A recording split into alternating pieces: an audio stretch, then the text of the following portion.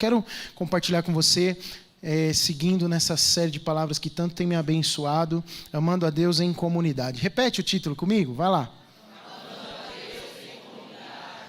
E hoje eu quero falar um pouco sobre os frutos dessas palavras de encorajamento. Palavras dão fruto. Diga comigo, palavras dão fruto. Eu lembro muito bem, ressoando dentro de mim, quando eu era criança, minha mãe falava uma coisa com muita constância em casa, quando ela me ensinava a não xingar meus irmãos. Ela dizia assim, a palavra tem poder. E aí a gente às vezes falava, seu burro, pro irmão. Falava, você ficar falando para ele que ele é burro toda hora, ele vai internalizar isso, vai virar um burro. Quem já ouviu isso da mãe? Do pai. Falou, não chama seu irmão de burro. Né? E aí essa era uma das palavras proibidas em casa, chamar alguém de burro. Ninguém é burro. Todo mundo é muito inteligente, glória a Deus, vocês são tudo inteligente. Então já começo aqui liberando essa palavra sobre a sua vida, você é inteligente, glória a Deus. E as palavras realmente, elas frutificam à medida que a gente fala. E uma palavra inspirada por Deus, uma palavra que vem do coração de Deus, a palavra de Deus na nossa boca sobre a vida dos irmãos, ela tem poder.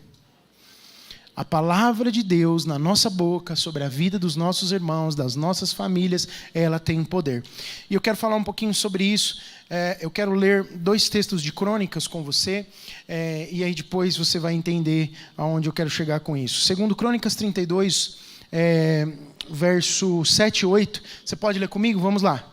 Sejam fortes e corajosos, não tenham medo nem desanimem por causa do rei da Síria e do seu enorme exército, pois conosco está um poder maior do que o que está com ele. Com ele está somente o poder, mas conosco está o nosso Deus para nos ajudar e para travar as nossas batalhas. E o povo ganhou confiança com o que disse Ezequias, rei de Judá. E também os versos 21 e 22 do mesmo capítulo 32. Vamos lá? E o Senhor enviou um anjo que matou todos os homens de combate e todos os líderes e oficiais no acampamento do rei assírio, de forma que este se retirou envergonhado para sua terra. E certo dia, adentrar o templo do seu Deus, alguns dos seus filhos o mataram à espada. Assim o Senhor salvou Ezequias e o povo de Jerusalém das mãos de Senaqueribe, rei da Síria, e das mãos de todos os outros, e cuidou deles em todas as fronteiras. Uau! Quem já tinha ouvido essa história? Quem já ouviu falar de Senaqueribe? Quem já ouviu falar de Ezequias?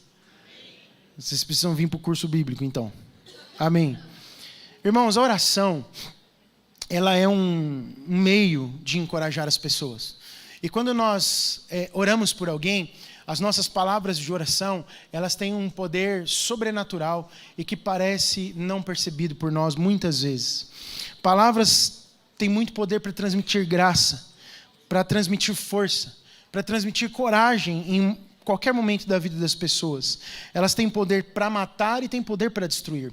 Veja só o que Provérbios diz, Provérbios 18, 21. Leia aí comigo. A morte e a vida estão no poder da língua. O que bem a utiliza, come do seu fruto. Utilizar bem as palavras faz você comer do seu fruto. Por isso que eu disse para você, palavras dão fruto. Agora, se você utilizar mal, você também vai comer do fruto da palavra que você utilizar de forma equivocada ou errada. Às vezes, a gente se concentra muito em que as palavras podem ser destrutivas. Como eu abri dizendo aqui para você, você pode ter crescido por muito tempo ouvindo, não xingue, não fale coisas assim para o seu irmão, para a sua mãe, para o seu pai, para o seu amigo. Mas a gente se concentra muito nisso.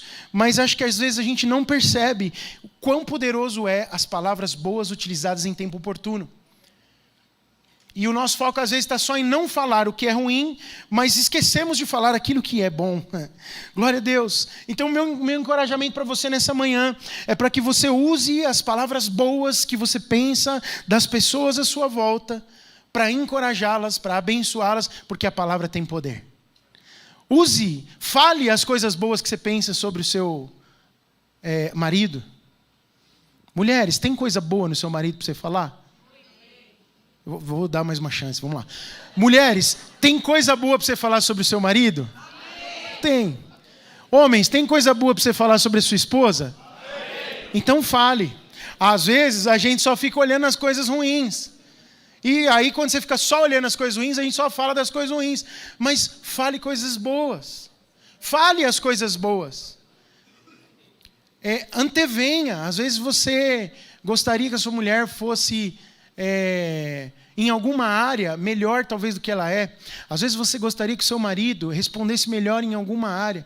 Sabe qual é a melhor forma? Não é nós querendo mudar o nosso cônjuge. A melhor forma é você falar com o Senhor sobre isso. E quando você tiver oportunidade, o Senhor vai colocar palavras na sua boca para você falar na vida do seu cônjuge. A mesma forma com os seus filhos. A mesma forma com os seus pais, filhos. Você pode ter até um pai, uma mãe que não é cristão, que não vive na presença de Deus hoje, mas as suas palavras podem antecipar um milagre de Deus na vida da sua família. Você crê nisso? Deus pode tirar o seu pai do vício do alcoolismo. Deus pode tirar o seu filho do vício das drogas. Deus pode fazer um movimento espiritual na sua família a partir das palavras de bênção que você liberar sobre eles todos os dias em forma de oração e em forma de encorajamento. Provérbios 16, 24 diz assim: palavras agradáveis são como favos, doçura para a alma e saúde para os ossos. Efésios 4, 29 diz assim: nenhuma palavra torpe saia da sua boca, da boca de vocês, mas apenas a que for útil para edificar os outros, conforme a necessidade, para que conceda graça aos que ouvem. Você pode ler uníssono comigo bem forte esse texto? Vamos lá. Nenhuma palavra torpe saia da boca de vocês, mas apenas a que for útil para edificar os outros, conforme a necessidade, para que conceda graça aos que ouvem. A palavra falada de maneira bem intencional, que não é torpe, mas que é útil para edificação, ela faz o quê? Ela concede graça à pessoa que ouve. Ela transmite graça à pessoa que ouve. Não sai da vossa boca nenhuma palavra que tenha corrupção. Quando? Em momento nenhum. Em momento nenhum é momento para você falar a palavra corrupta, mas apenas que seja boa para edificar. O tempo todo palavra boa para edificar, conforme a ocasião. Você já viu gente que às vezes fala coisa que não tem nada a ver daquele momento? Tipo aquele pombo sem asa. Você fala, meu Deus, por que está falando isso aqui agora? Esse problema aconteceu, é verdade, mas não é nessa hora aqui que está acontecendo. Acho que não acontece isso, né, no nosso meio. Ninguém fala essas coisas. Mas fala conforme a ocasião, é o que está escrito no versículo. Conforme a necessidade. Para que possa dar graça às pessoas que ouvem. Palavras bem faladas, palavras de encorajamento, que não sejam torpes, que não produzam corrupção, mas que edifiquem e que tenham a ocasião certa. Segundo a necessidade. Às vezes você está até falando palavra boa, mas não tem nada a ver com o que está acontecendo ali. Procure sabedoria de Deus para falar as palavras certas. Não saia da sua boca palavras torpes. Essa é uma medida para as nossas palavras, irmãos. É uma instrução muito clara, específica, que Paulo dá a quem ele chama aí em Efésios, no capítulo 4, né, que eu li, Efésios 4, ele fala aos filhos da luz. Você vê claramente Paulo está falando daqueles que saíram das trevas e estão na luz. Então os filhos da luz falam palavras abençoadoras. Quantos são filhos da luz? Digam amém. Glória a Deus. Essa deve ser uma aplicação prática, diária, na minha e na sua vida, no meio da igreja, no meio da família, em qualquer lugar que Deus tem colocado você. Da nossa boca não podem sair palavras inúteis, mas precisa haver uma intenção clara nossa de abençoar com as nossas palavras. Para pessoa nenhuma e em lugar nenhum você deve falar palavras sem a intenção de edificar. Não importa o assunto, irmãos. Não importa se você está falando da sua fé, se você está falando de política, se você está falando de esportes, se você está falando de negócios, se você está falando de qualquer outra coisa. Use as palavras para edificar. Não crie inimigos aonde não existe. Simplesmente seja um instrumento de Deus para abençoar as pessoas com as suas palavras. Quantos entendem aqui? Digam amém. Pense no que você fala e que edifique as pessoas. Hoje em dia, eu acredito que essa advertência bíblica sobre o falar, ela se aplica também ao que se escreve. Eu estava tomando café com os irmãos lá embaixo, o Henrique falou assim, nossa, dá uma olhada nesse post do Twitter aqui, olha como o Twitter é tóxico, né? E aí realmente, um negócio tão nada a ver, assim, as pessoas começam a criar, eles estavam discutindo por causa da beleza de um cachorro. assim, discutindo feio, né? Xingando, insultando um outro. Por quê? Porque um falou que o cachorro era mais bonito que o outro, aí daqui a pouco falaram assim, ó, ele é mais bonito que você. Aí pôs a foto do postante e falou, o cachorro é mais bonito que esse ser humano. Olha isso, que coisa nada a ver. Vocês percebem que o Henrique me faz ser moderno, né? O Henrique me põe na página do século XXI. Porque eu não tenho Twitter e também não tenho vontade de ter, não, porque eu acho que esse negócio é tóxico demais. Mas eu acredito que a advertência bíblica serve para as nossas postagens. Se Paulo talvez estivesse escrevendo isso nesse século, ele falaria isso para os irmãos. Olha, não fale palavra corrupta, não fale palavra torpe, e também não as escreva, e nem poste no seu Twitter coisas que não edificam. Porque se você ficar postando coisas que não edifica, uma coisa que não edifica puxa a outra que não edifica. E aí é um caminho sem volta para a destruição e não para a edificação. Então que você tenha consciência disso. Quando você for falar ou escrever alguma coisa, você tem que ter uma coisa na sua mente e avaliar. Eu até escrevi isso aí, eu não costumo pôr tópico, né, os textos bíblicos apenas, mas quando você for falar ou escrever alguma coisa para alguém, avalie o quê? Vamos lá. Isso é bom para edificar? Outra coisa, tem a ver com a ocasião? E terceiro, transmitir a graça à pessoa que ouve? Aquilo que você está falando, aquilo que você está postando, avalie sob essa perspectiva. É bom para edificar? Tem a ver com a necessidade, com a ocasião do momento? Vai transmitir graça para quem ouvir ou para quem ler aquilo que eu estou colocando? Você não precisa dizer tudo o que pensa. Pronto. De novo, você não precisa dizer tudo o que pensa. Fale apenas o que for bom para edificação. Tem gente que fala assim, eu sou autêntico, eu falo tudo que eu penso mesmo, porque o bom é ser autêntico. Não, não é não. Sabe por quê? Porque fere um princípio bíblico. Vamos lá. Você é autêntico, perfeito. Você é verdadeiro no que está dizendo? Ótimo. Mas as suas palavras estão destruindo e não estão produzindo edificação. Se você olhar isso com a lente bíblica, mesmo sendo autêntico ou autêntica, você não deve falar para causar destruição. Você só deve falar para edificar. Portanto, eu volto a afirmar para você, você não deve falar tudo o que pensa. Tem coisa que você engole que nem um gato com as unhas para fora, arranhando e vai aqui, ó. E você ora e pede para Deus para fazer digestão desse gato, que vai arranhar seu estômago, seu intestino, até você liberar ele. Uma atitude correta com as palavras, presta bem atenção nisso, pode mudar o clima dentro da tua casa. De novo, uma atitude correta com as tuas palavras. Ainda que aos seus olhos não seja justo, você fala assim, não, mas o errado aqui não fui eu. Não, mas se você tiver uma postura correta com as palavras, você pode mudar o clima dentro da tua casa. Você pode mudar o clima dentro do trabalho. Você pode mudar o clima dentro da sua igreja. Na sua célula, na escola, onde você convive. Palavras bem colocadas vão mudar o ambiente. Se as pessoas apenas falassem coisas que fossem boas para edificar, conforme a ocasião, que dá graça às pessoas que ouvem, certamente as pessoas testemunhariam mais de ambientes, de atmosferas transformadas. Às vezes a atmosfera está um caos e você pode ser um instrumento de Deus para mudar uma atmosfera. Às vezes a atmosfera é de medo e você, com uma palavra de Deus, transforma todo mundo em corajoso. Às vezes a atmosfera é de tristeza, mas com uma palavra da parte de Deus, até a tristeza salta de alegria na presença do Senhor. Às vezes, a atmosfera é de incerteza e insegurança. Mas quando você libera uma palavra da parte de Deus no ambiente, Deus traz segurança e vida para o ambiente. Quantos aqui querem ser instrumentos de Deus para a mudança do ambiente em que vive? Você pode. É só uma questão de ter a atitude para fazer o que a Bíblia nos ensina. Significa que você precisa ser doce e gentil em tudo que fala? Não.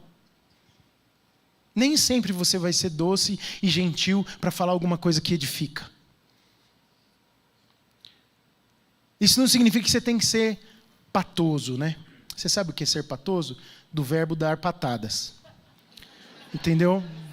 Você não precisa disparar patadas para edificar alguém.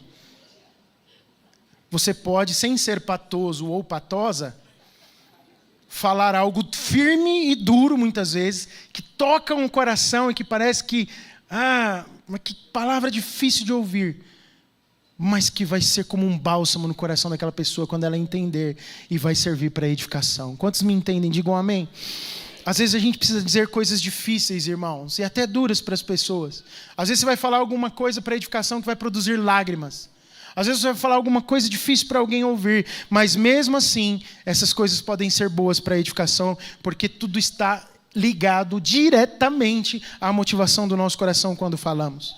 Pode ser adequada para a ocasião e pode transmitir graça às pessoas que ouvem, mas você precisa checar o seu coração. Porque uma coisa dura e firme falada, sem a motivação do amor pelo próximo, pode destruí-la sim, ainda que seja verdadeira. Mas quando a motivação é o amor, mesmo quando você dá uma bronca no teu filho, forte, eu sei que muitos de nós já passamos por isso, precisamos falar coisas difíceis para alguém.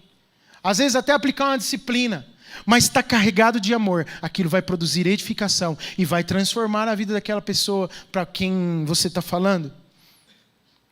E eu quero meditar com você numa ilustração bíblica, numa história. Eu amo histórias bíblicas. A escola bíblica dominical deixou esse legado no meu coração. E eu sei que o Kids hoje, o nosso Kidiscípulos, deixa legado no coração das crianças. Que são as histórias bíblicas que eles ouvem. É muito gostoso você meditar em histórias da palavra de Deus, e como tem histórias lindas no Antigo Testamento. Tem tanta história linda, e o que eu quero fazer com você aqui é contar uma história além do texto bíblico, basicamente. Que é a história de um rei assírio mau, chamado Senaqueribe, e de um rei do povo hebreu, um rei de Israel, homem de Deus, chamado Ezequias, e do seu povo. É muito precioso o que a gente aprende lendo essa história, meditando qual foi a postura de Ezequias diante de um cenário muito aterrorizante, mas que o fez lembrar do seu Senhor. E por conta de ser sensível a Deus e de estar edificando da maneira como Deus chamou para edificar, correta, ele simplesmente, com as suas palavras, mudou um pedaço da história do povo de Israel. Tinha um outro rei antes de Ezequias, que se chamava Acás. E ele foi, você vai ver isso em 2 Crônicas, o capítulo 29, 30. Eu não vou ler isso com você para não tomar muito tempo aqui, mas Acás deu ruim. Acás fez tudo o que não devia fazer. Mas Ezequias teve outra postura. Eu quero ler com você, primeiro, 2 Crônicas 31, finalzinho do capítulo 31, para a gente falar um pouquinho da história do rei Ezequias e como tudo aconteceu. Quem era e o que fez o rei Ezequias? Você pode ler junto comigo? Vamos lá. Foi isso que Ezequias, em todo o reino de Judá,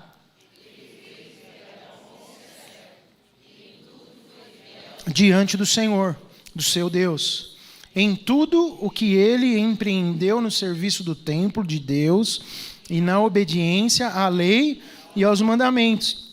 Ele buscou o seu Deus e trabalhou de todo o coração. E por isso,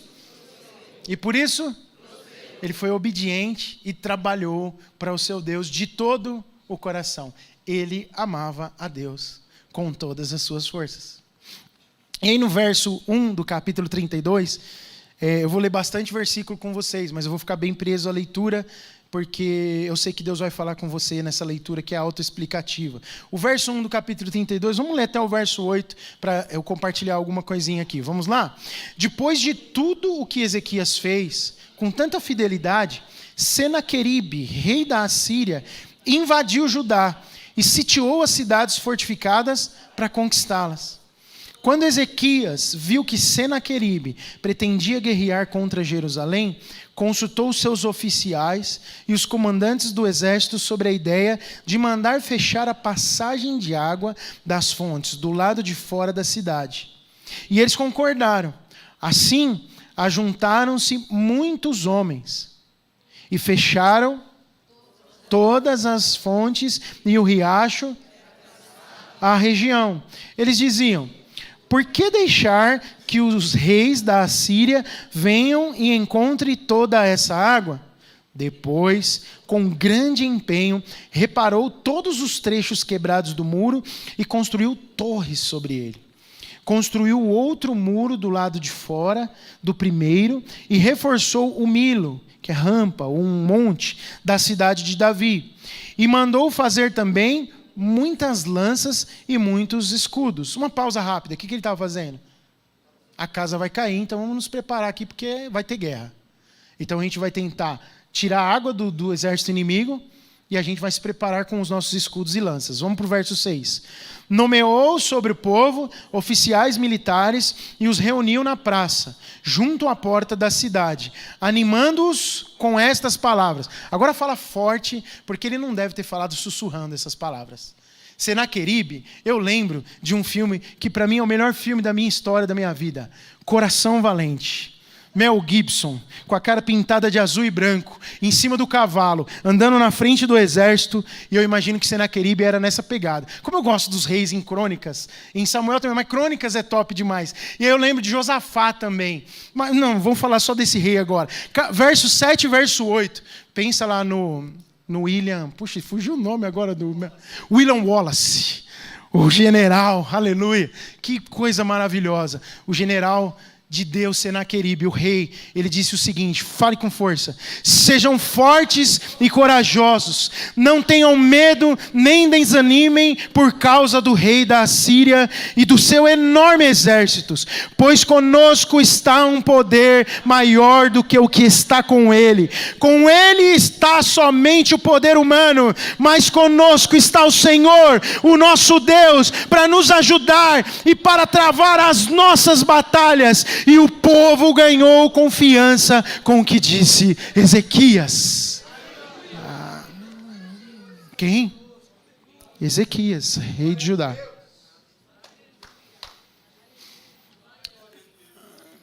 O que o autor de Crônicas está dizendo aqui? Essas palavras de Ezequias injetaram confiança no coração do povo. E o povo ganhou confiança com o que disse Ezequias, rei de Judá. No meio da batalha, o povo ficou desanimado, irmãos. No meio da cidade sitiada pelos inimigos. Eles estavam aterrorizados, estavam com medo, receosos do que podia acontecer. E aqui, o rei Ezequias, que também podia estar com medo, sim ou não? Ele não tinha um exército, ele tinha pais de família. Ele falou, vamos armar todo mundo aqui. Mas o rei da Síria, ele era um rei hábil em guerras, e o seu exército já tinha destruído muitas cidades e tomado muitas cidades. Então, seguramente, Ezequias tinha lá no seu coração algum medo daquela situação. Mas ele pega e diz o seguinte, espera um minuto, gente, calma aí. Presta bem atenção no que eu vou dizer para vocês. Vocês perderam a perspectiva. Vocês não estão olhando com a lente certa. Nós temos mais do nosso lado do que eles têm do lado deles. E alguns devem até ter olhado para ele e falado, rei, com todo respeito, o senhor pirou? Como assim? Tem um exército gigante do outro lado. A gente não tem arma, ele precisa fazer lança e escudo. A gente não tem como se proteger. Nossos muros são baixos e está cheio de abertura. E o pior, quando eles se achegarem, tem um monte de rio que vão dar para eles a provisão que eles precisam para nos invadir. Os caras vão ficar acampados e vão montar a estratégia perfeita, nós estaremos cercados e vamos perder. Mas ele diz, vocês perderam a perspectiva. E ele fortalece o coração do seu povo com as palavras que disse. Ele diz, vocês perderam a perspectiva porque pode ter um grande exército do outro lado, mas ali só tem braço humano. Mas do nosso lado, nós temos o nosso Deus. Não importa, não importa. Não importa o que esteja do lado de lá. O que importa é o que está do lado de cá. O Senhor, o nosso Deus, está conosco. Aleluia. Irmãos, com palavras assim de encorajamento, até um pai de família como eu, que não sei manejar uma espada, vira o William Wallace. Eu começo a acreditar que é possível. Eu começo a acreditar que realmente é verdade. Mas na verdade é possível. Por quê? Porque nós temos do nosso lado um Deus todo-poderoso. Irmãos, edificar no reino de Deus, edificar o corpo de Cristo, trabalhar nessa edificação, muitas vezes vai significar algo árduo. Especialmente quando a gente precisa lidar com as emoções uns dos outros e encorajar uns aos outros. O mundo é um mundo de aflições, é um mundo difícil. E pode ser desafiador para você em algum momento. E você pode se sentir sitiado, preso, acuado. Mas quando você ouvir uma palavra que é boa para edificar, ela vai mudar o ambiente. Mais do que isso, quando você for a pessoa que tem discernimento e que fala essa boa palavra, você vai testemunhar que Deus muda ambientes por meio de palavras de fé. A gente precisa uns dos outros. Por isso que encorajamento é necessário. Eu faço pouco, mas eu gosto de fazer isso. Olha para alguém e fala assim: eu preciso de você, irmão. Eu preciso de você, irmã. Nós precisamos uns dos outros. É necessário caminhar juntos. A gente caminha junto por meio das nossas orações. A gente caminha junto por meio das palavras que falamos uns para os outros.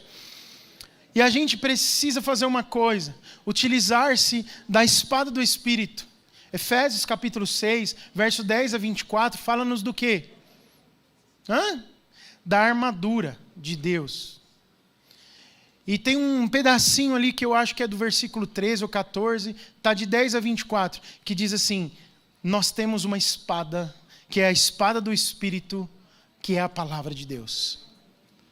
Essa espada é a espada que a gente tem que manusear bem. Por quê?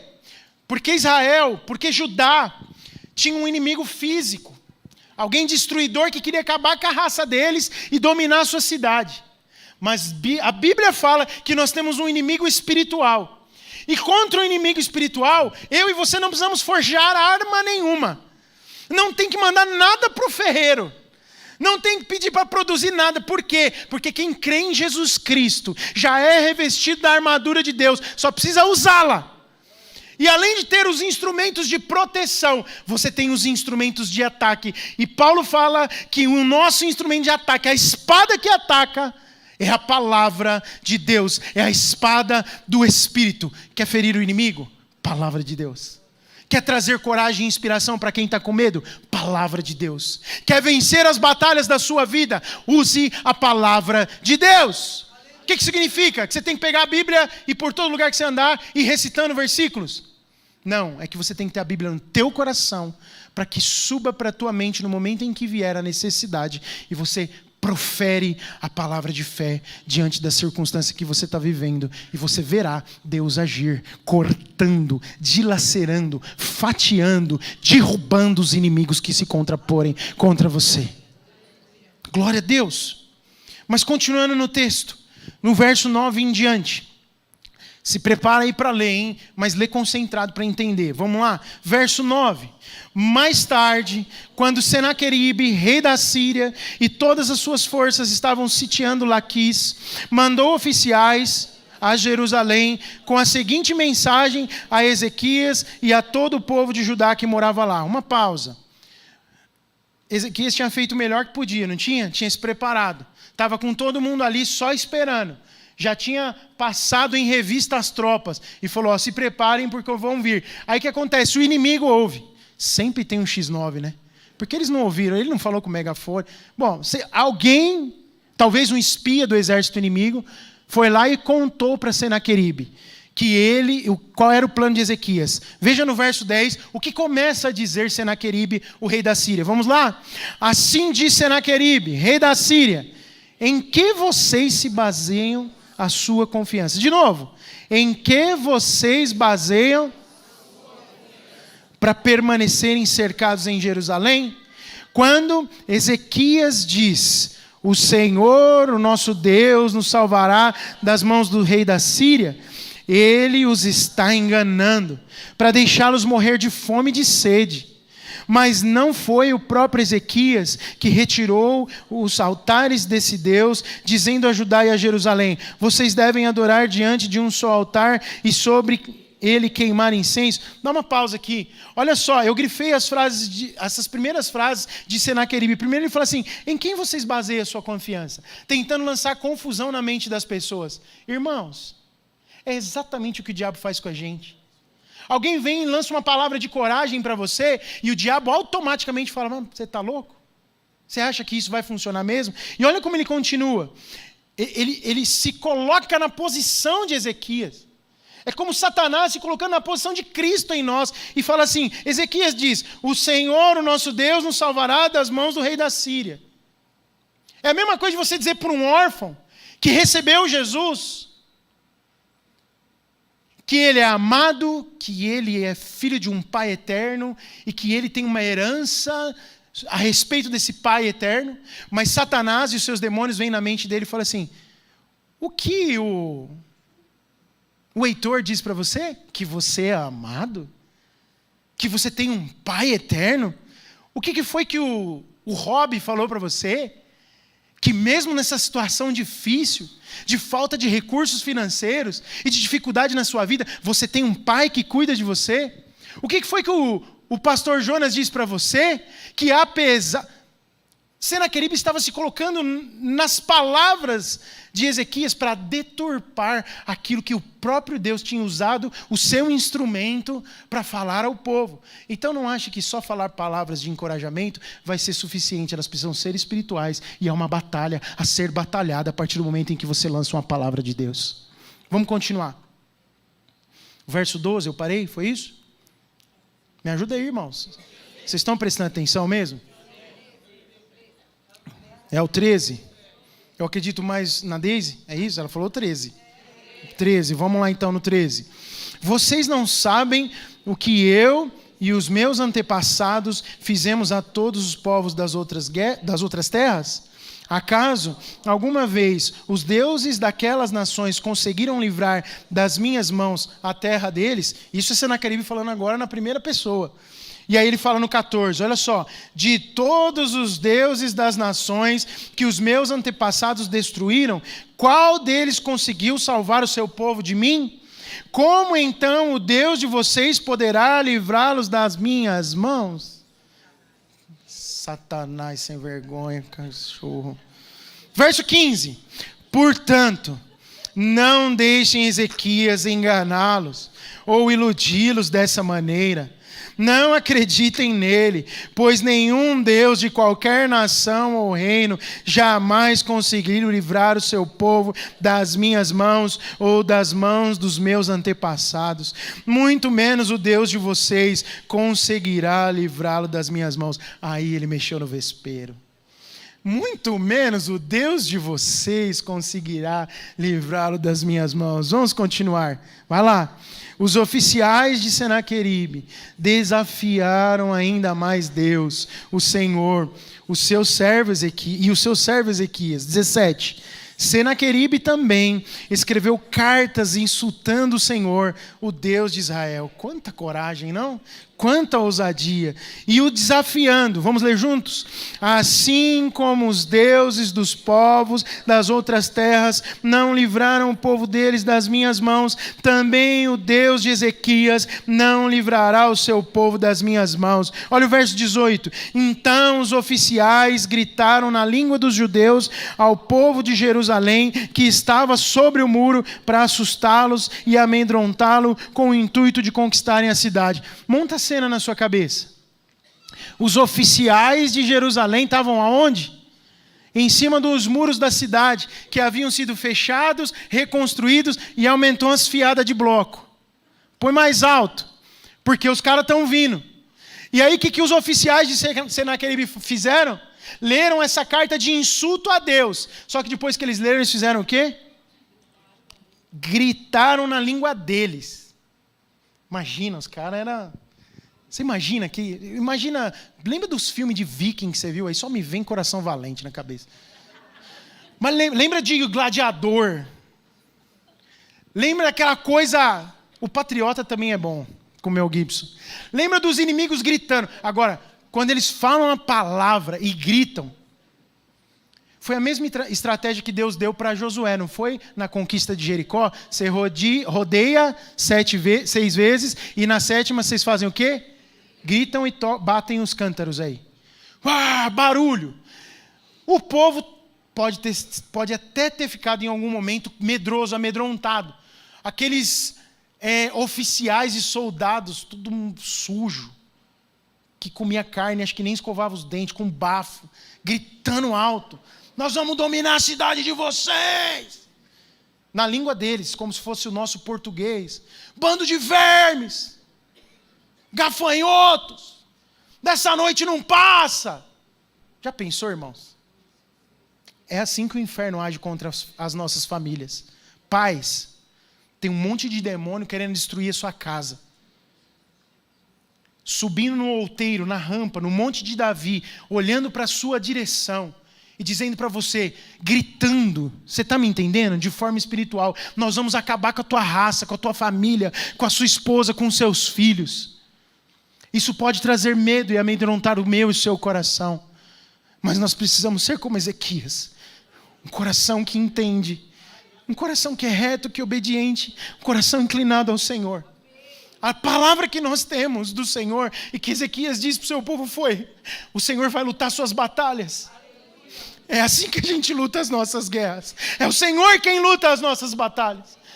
E eu tenho certeza que aqueles irmãos, aquele povo, em cima das suas fileiras, no muro, ouvindo o grito do inimigo, eles tiveram dentro de si um grito mais alto ressoando. Eles estão gritando contra nós, mas o nosso líder Ezequias, ele gritou outra coisa da parte de Deus. Eles são fortes, mas são humanos. Nós temos um Deus todo-poderoso do nosso lado. A pegada é outra. A pegada é outra. Se é para aplaudir, se é para Jesus, faça melhor. Glória a Deus.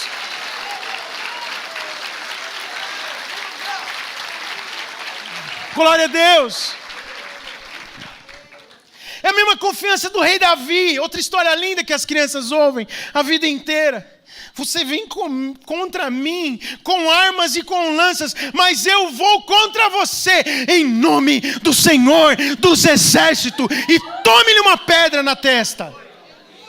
Essa atitude de quem confia no Senhor. Palavras mudam histórias.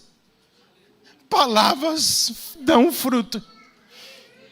Se Ezequias não tivesse falado as palavras que falou antes do povo ser afrontado, talvez o resultado da história fosse outro.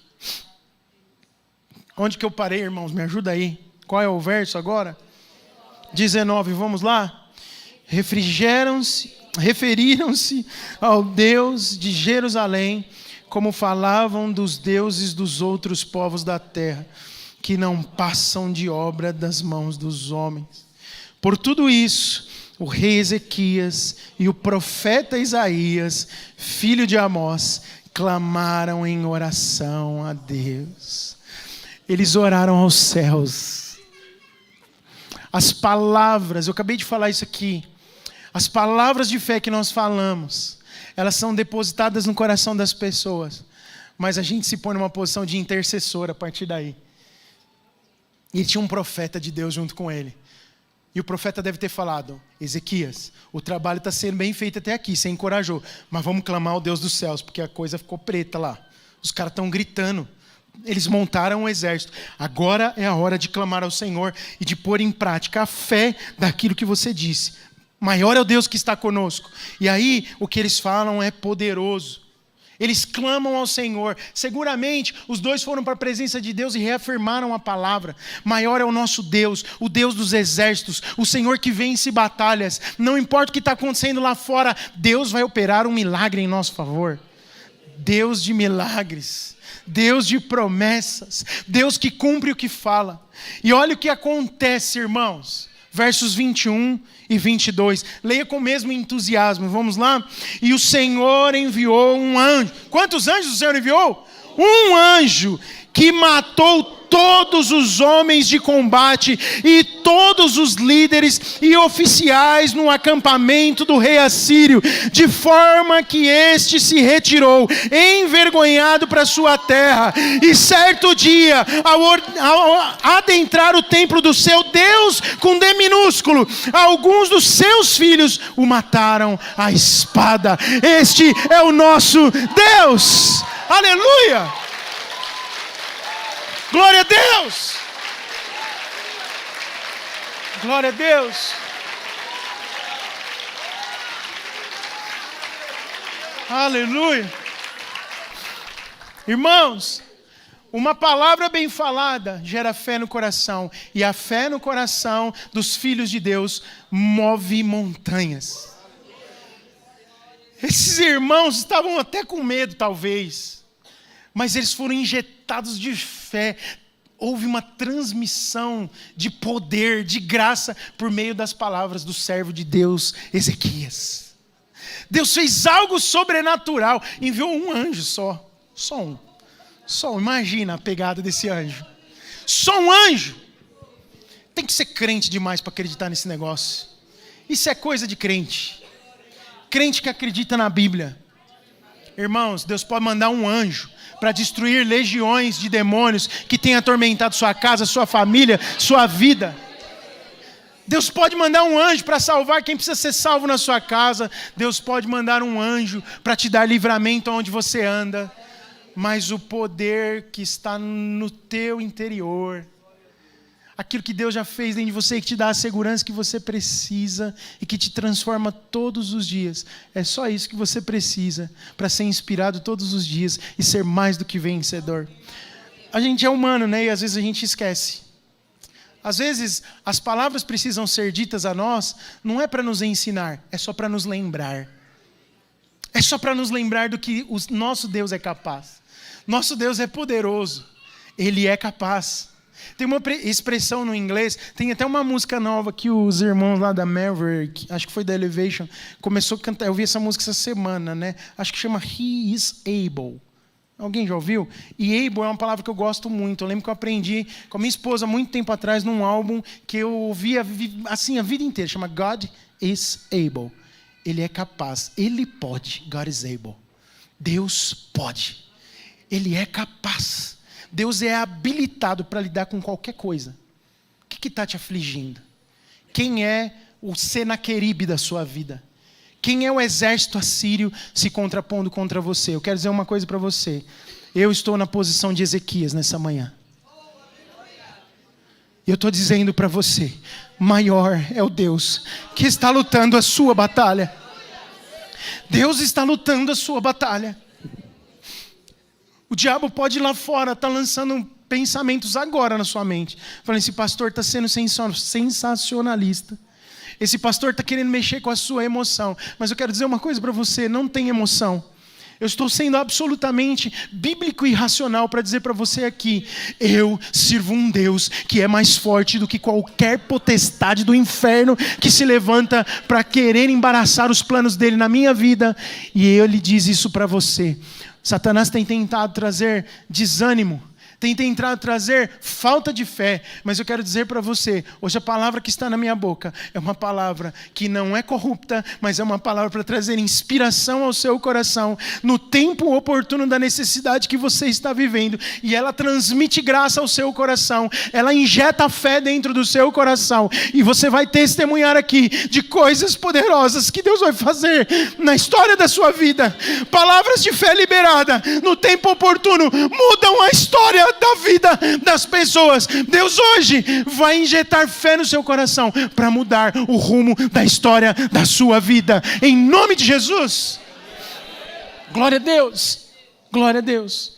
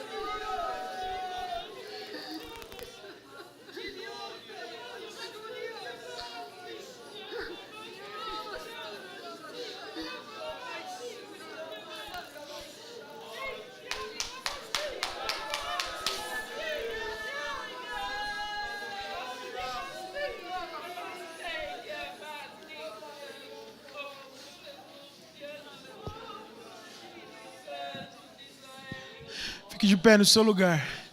Vamos terminar essa reunião saindo daqui com o nosso coração cheio de fé. Senhor, fazer coisas poderosas. O nosso adversário vai tentar nos afrontar sempre, falar mentiras para combater as palavras de encorajamento que Deus coloca na nossa mente para falar para outros, ou mesmo que nós recebemos. Mas o posicionamento de quem fala encoraja, irmãos, deve ser também o posicionamento de orar. Quando Deus te dá uma palavra de encorajamento para alguém, fale a palavra, mas interceda como fez o rei Ezequias junto com Isaías.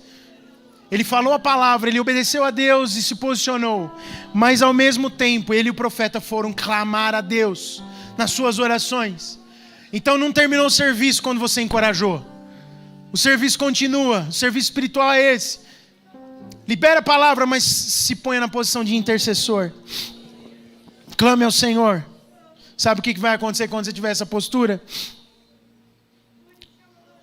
Você vai trabalhar em estratégias contra o inimigo, como fez Ezequias. E Deus vai responder com poder. As suas palavras vão dar fruto. As palavras vão frutificar. Os inimigos serão destruídos de uma maneira que você não vai nem entender. Você fala, não sei porque mudou. Eu não sei o que aconteceu. Agora está sobrando dinheiro. Não falta mais mês. Agora sobra dinheiro. Às vezes falta dinheiro no mês. Agora vai sobrar mês, irmãos. Vai ter abundância de dinheiro na sua vida. Se essa é a sua necessidade, recebe isso de Deus. Sabe por quê? Deus vai te ensinar a ser um melhor administrador. Deus vai abrir mais portas. Vai derramar sobre a sua vida coisas que você nem esperava. Você sabe, irmãos, a gente é bastante natural. E as estratégias são necessárias. Ezequias foi lá, levantou os muros, fecha os riachos. Vamos tentar secar as águas aqui. Está tudo certo. Você vai lá, faz um planejamento familiar melhor. Vai lá, conversa com quem tem que conversar. Vai lá, faz o que precisa fazer. Encoraja. Mas parece que nada vai dar certo. Eu quero dizer para você uma coisa. A gente faz tudo para no final depender de Deus. Porque se o Senhor não guardar a casa, em vão vigia o sentinela. No final das contas, o que isso nos ensina? É que nós não temos que ser passivos. A gente não é um bando de preguiçosos que fica encostado esperando o mundo morrer, acabar em barrancos para a gente morrer soterrado. Não, a gente é um exército, a gente é posicionado, a gente põe medo no inimigo. Porque depois de ouvir gritos do inimigo querendo tirar a paz e amedrontar, sabe o que acontece? Você vai lá e conquista como que um milagre. E quando Satanás se levanta de novo, você tem voz de autoridade. Porque Jesus disse, toda autoridade que me foi dada nos céus e na terra estão sobre vocês agora. Portanto vão, façam discípulos de todas as nações da terra. Porque existe uma autoridade liberada para conquistar. Mas antes de ter a autoridade, a gente passa pelo medo, passa pelo acuamento. Mas é maior o Senhor que está conosco.